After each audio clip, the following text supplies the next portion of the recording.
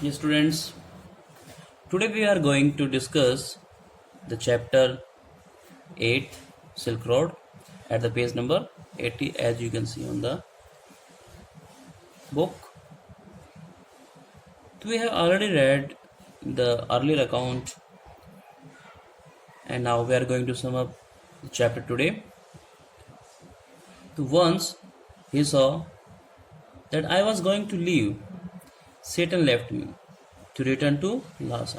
तो एक बार जब सैटन ने देख लिया कि मैं वहाँ रुकने वाला हूँ, मैं यानी कि जो राइटर है वो वहाँ पे रुकने वाला है, वो ल्हासा के लिए रिटर्न कर जाता है, वापस ल्हासा लौट जाता है.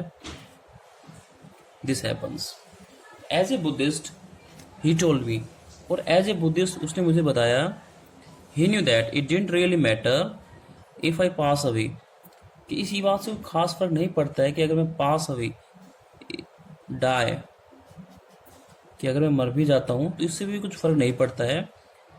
But he thought it would be bad for business, लेकिन वो कहता है कि बिजनेस के लिए गलत होगा,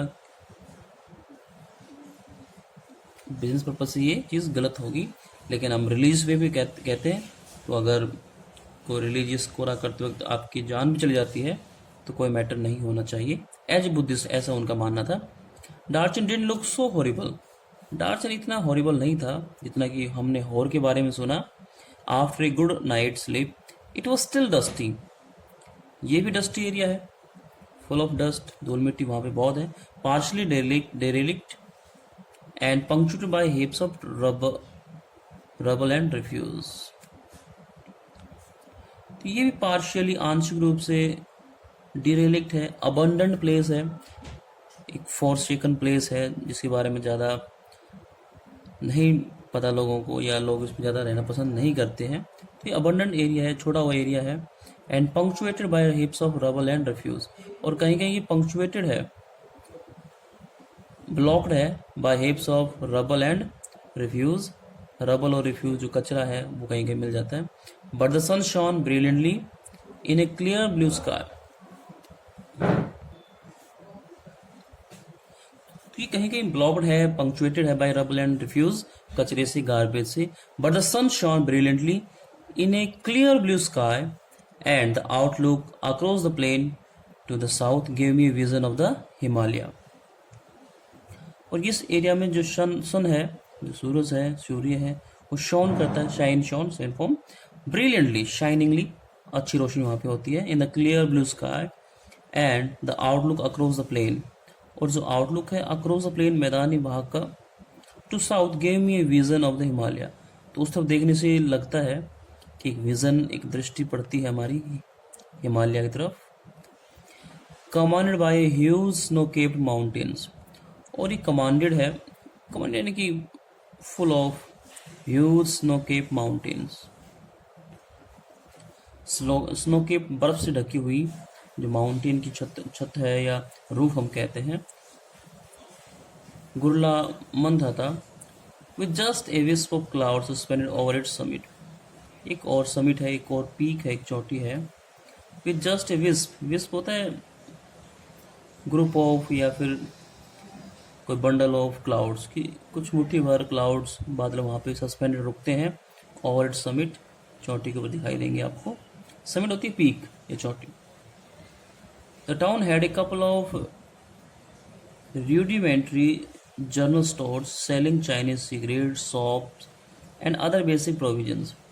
यहाँ पे कपल ऑफ, कुछ एक, rudimentary, बेसिक, सामान्य सी, जनरल स्टोर है, किराना की दुकानें भी हो सकती हैं, जहाँ पे चाइनीज सिगरेट्स, सॉप और बाकी प्रोविजंस, बाकी गुड्स मिल जाएंगे जो चाइनीज़ हैं. As well as the usual strings of prayer flags, और इसके अलावा जो फ्लैग्स की स्ट्रिंग्स होती है, झंडे जो होते हैं, चढ़ाए जाते हैं रिलीजियस प्लेसेस पर, वो भी आपको यहाँ मिल जाएंगे.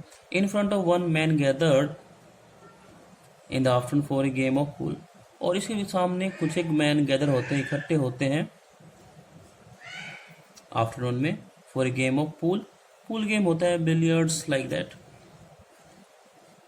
The better table looking supremely incongruous in the open air,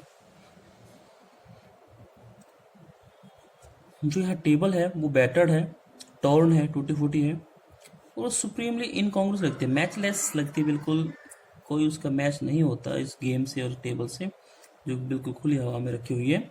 while nearby women wash their long hair in the icy water of a narrow brook that babble down past my guest house. इसके अलावा कुछ एक near by women है जो अपने long hair wash कर रही हैं इन द आइसी वाटर, बिल्कुल चिल्ड वाटर में, ठंडे हुआ पानी में। और एक छोटी सी नैरो ब्रूक, एक छोटी सी ब्रूक यहाँ से गुजरती है, एक स्मॉल रिवर यहाँ से गुजरती है जो बेबलिंग करती है, यानी जो वाटर की साउंड है, पानी जब बहता है तो एक साउंड क्रिएट करता है, बेबलिंग साउंड से उसको बताया गया है। पास में गेस्ट हाउस बिल्कुल सामने से। Darchen felt relax and unhurried but for me it came with a significant drawback. Darchen काफ़ी रिलैक्स एरिया है और अनहरिड, ज़्यादा भागदौड़ वहाँ पे नहीं है, but for me it came with a significant drawback, लेकिन मेरे लिए इसकी ड्रॉबैक थी, एक वीकनेस थी, कमी मुझे यहाँ पे दिखाई दे रही है।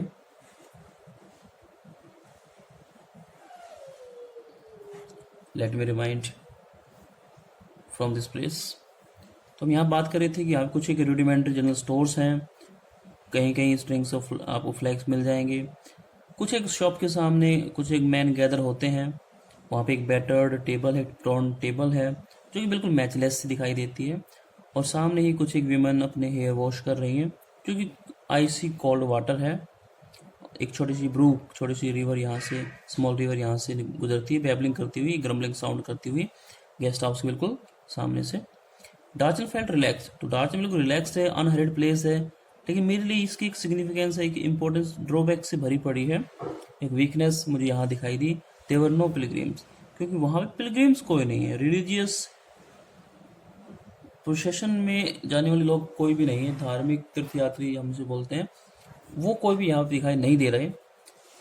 आई had been told that at the height of the pilgrim season the town was bustling with visitors, और मुझे बताया गया था कि जब इसकी हाइट होती है, पीक होती है, जो सीज़न होता है, सीजन जो मिड होता है, उसमें पिलग्रिम्स बहुत अधिक अमाउंट में पहुंचते हैं, और जो टाउन है वो बसल होता है, एक फुल ऑफ एक्टिविटी वहाँ पे आपको दिखाई देंगी विजिटर्स की।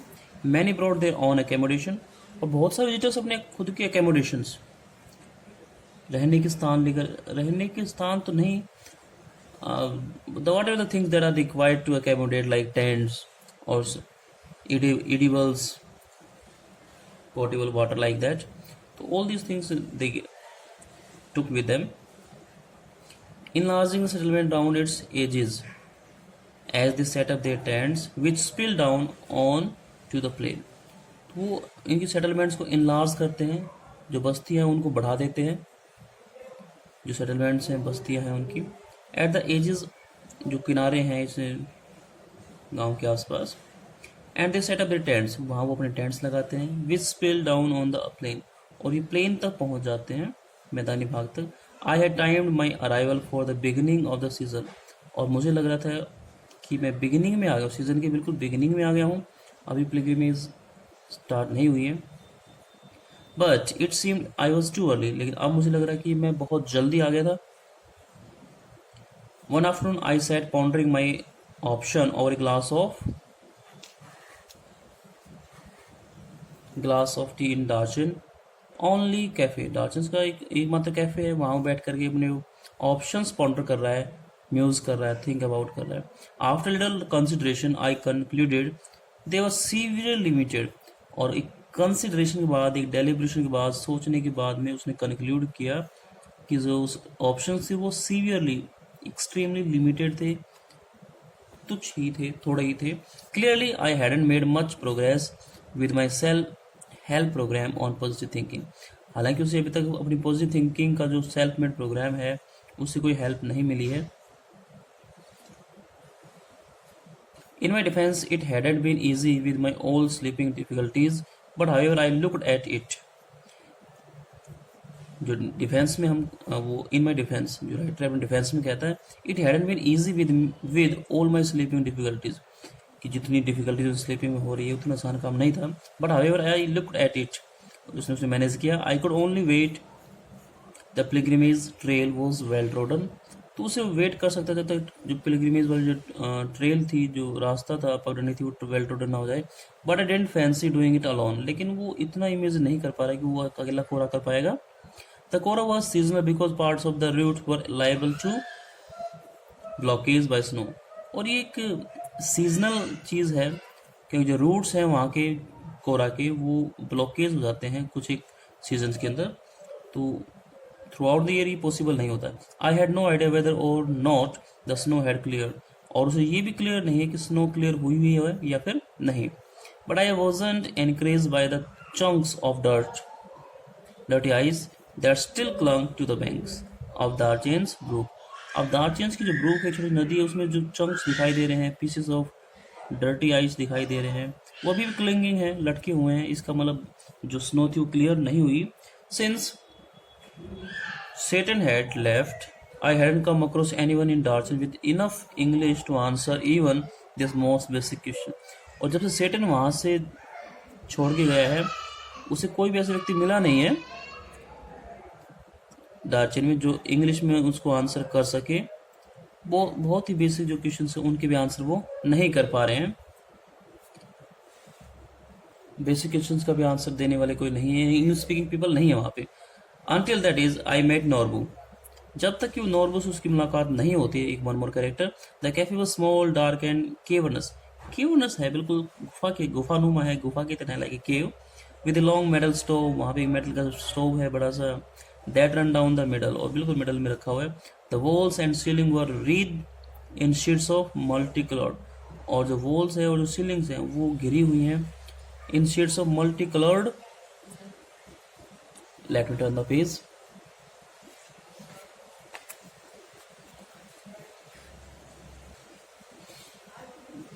तो हम बात करते हैं कि जो शीट्स हैं मल्टी कलर्ड प्लास्टिक की हैं ऑफ द स्ट्रिप वेराइटी, और वो भी स्ट्रिप की हुई, काटी हुई हैं वेराइटी में।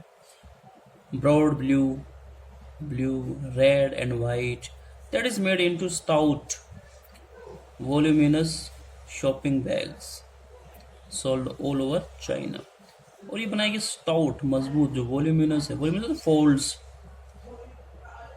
ये बैंड्स और शॉपिंग बैग्स। ये शॉपिंग बैग्स के बड़े बड़े ढेर लगे हुए हैं वहाँ पे, जो कि यहाँ पे चाइना से भी, पूरे चाइना में बिकते हैं, ये सेल होती है इनकी। And in many other countries of Asia as well as Europe, Asia में भी और यूरोपियन कंट्रीज के अंदर भी ये बिकते हैं।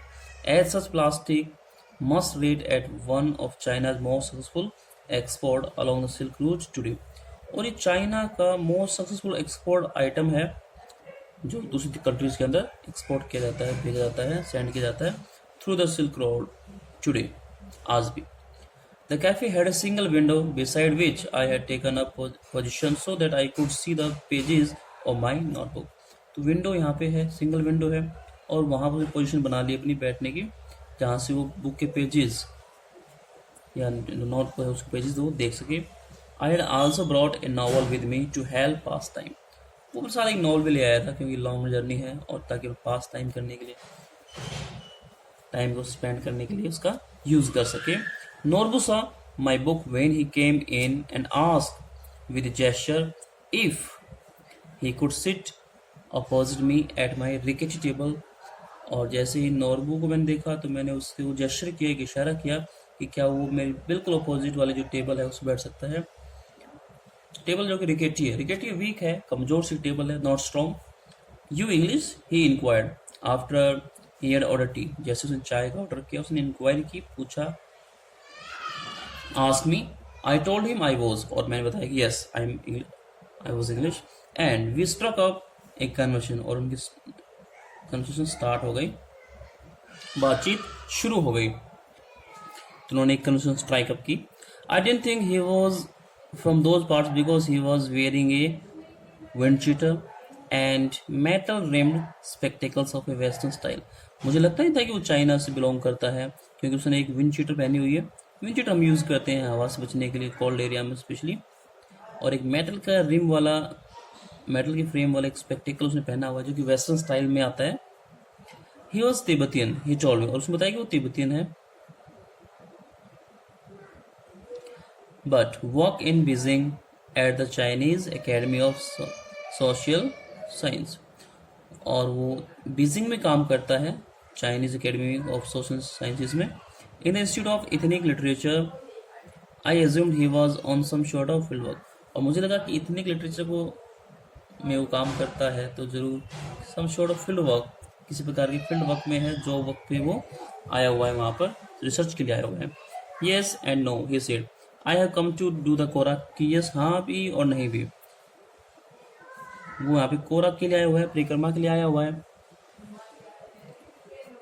माई हार्ट जम्प्ड, और मेरा हार्ट जंप करता है, खुश होता है। Nor who had been writing academic papers about the Kailash kora and its importance in various works of Buddhist literature for many years, और वो कई सालों से कोरा की इम्पोर्टेंस के बारे में पेपर्स में लिखता रहा है, बुद्धिस्ट लिटरेचर के बारे में लिखता रहा है। But he had never actually done it himself, लेकिन उसने ये कभी स्वयं नहीं किया है, हिमसेल्फ नहीं किया था। When the time came for me to tell him what brought me to Darchin, his eyes lit up.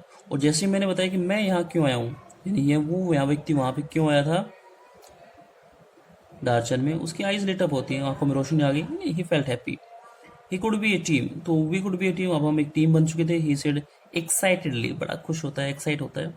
To academics who have escape from the library, ये दो एकेडमिक्स जो लाइब्रेरी से एस्केप करके, Perhaps my positive thinking strategy was working after all, और अब उसे लगता है कि जो पॉजिटिव थिंकिंग है, जो वेट करने की है, पेशेंस रखने की थी, वो स्ट्रेटजी, वो प्लानिंग आफ्टर ऑल काम करती है।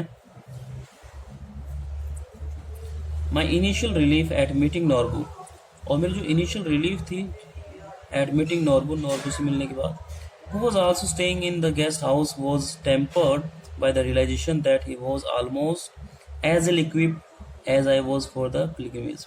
तो जब मैं उससे मिला तो मैंने जो नेचर देखा, उसे रियलाइज़ किया कि वो भी इतना ही इल इक्विप्ड है, यानी संसाधनों का अभाव है, lacking of things required for the कोरा,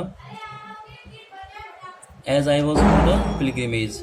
जितना कि मैं पिलग्रिमेज के लिए इल इक्विप्ड था, कम साधनों के साथ चल पड़ा था, वो भी उसी तरह से। He kept telling me how fat he was and how hard it was going to be, और वो बार बार कहता है कि कितना वो हेल्दी है और ये सब कितना मुश्किल होने वाला है, कोरा काफ़ी डिफिकल्ट परिक्रमा होती है।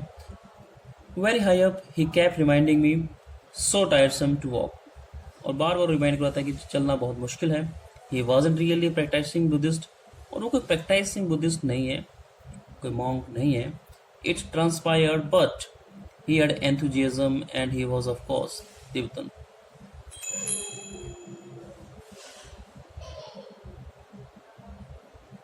लेकिन वो एक तिब्बतन है और यहाँ पे बड़े एंथुजियाज्म के साथ में कोरा करने के लिए आया हुआ है। Although I had originally envisaged होता है इमेजिन करना, कल्पना करना, making the trek in the company of devout believers. On reflection, I decided that perhaps Norbu would turn out to be the ideal companion. तो उसने डिसाइड किया, और एक believe के साथ में कि और बहुत सारे जो डेवोट्स हैं उनके रिफ्लेक्शन में वो इस यात्रा को पूरा करेगा, तो उसमें नॉर्बू एक आइडियल कंपेनियन साबित हो सकता है, एक अच्छा साथी साबित हो सकता है। He suggested we hire some yaks to carry our luggage, और उसने सजेस्ट किया, बताया कि हम कुछ एक याक्स जो कि वहाँ इजीली अवेलेबल है गुड्स को कैरी करने के लिए, वो मिल जाएंगे। Which I interpreted as a good sign, और मैंने उसको इंटरप्रेट किया, एक्सप्लेन किया जैसे कि अच्छा साइन था। And he had no intention of prostrating himself all round the mountain, और उन्हें लगातार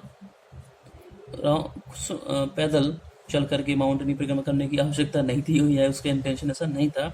नॉट पॉसिबल, ही क्राइड, और चिल्लाया, collapsing across the table in hysterical laughter, जोरदार हंसी हंसते हुए, like a hysteric people, like a madman. It was in style, और ये उसका अपना तरीका नहीं था। And anyway his tummy was too big, और रीज़न ये भी था कि जो टमी था, जो स्टमक था, वो काफ़ी, तो ये उसका अपना स्टाइल नहीं था। लेकिन he was compelled as he was too heavy, too big, and his weight was not permitting him to do the Kora himself, and he had to take the help of yaks, and other things. So this was the chapter Silk Road, and this was the journey made by the writer and with the help of some companions. I hope you are getting all these things. So that's all for today. And even the book is finished today. Hornbill we have completed with the completion of that chapter, particular the Silk Road. I advise you to go through twice or thrice to this chapter because the word meaning are quite difficult. You have never been gone through such kind of words, and it's quite not interesting. So you have to understand it with labor to try to make it easy by your hard work. That's all for today. We will meet you in some other video. Till then, keep enjoying, keep learning, stay home, stay safe. Thank you.